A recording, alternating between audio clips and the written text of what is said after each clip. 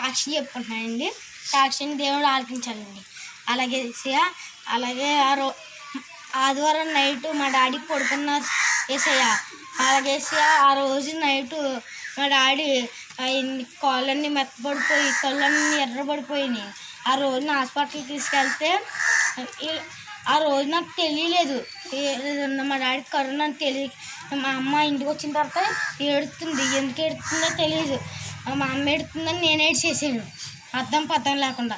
ఏడితే అప్పుడు 2 రోజుల దాకా తెలియలేదు. తర్వాత మా తాత ఫోన్ చేసి డాడీ నువ్వు ఎక్కడ ఉన్నావంటే హాస్పిటల్లో ఉన్నావు. ఎందుకంటే అలా చెప్పాడు. అప్పుడు నాకు ఏడుపు వచ్చింది. నిజమేనా అంటే నిజమే అన్నాడు.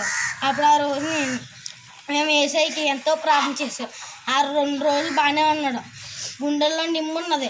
మా అమ్మ మా మామ అన్నారు తలస్నానం చేసి అన్నారు.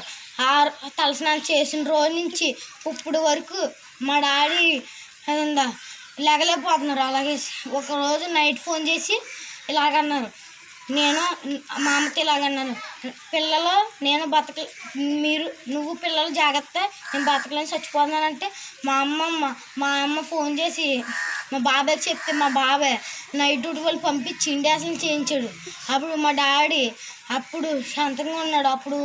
అప్పుడు ఏసై ప్రార్థన చేస్తే మా అమ్మ అప్పుడు ఏసై మా ప్రార్థన ఆలకించాడు. మళ్ళీ అలాగే ఐసీయూలో పెట్టారు మా డాడీని. ఐసీయూలో పెడితే అప్పుడు మా డాడీ ఒకరోజు వీడియో కాల్ చేసి మాట్లాడుతుంటే అందుకు ఆ రోజు నవ్వు కలిగింది.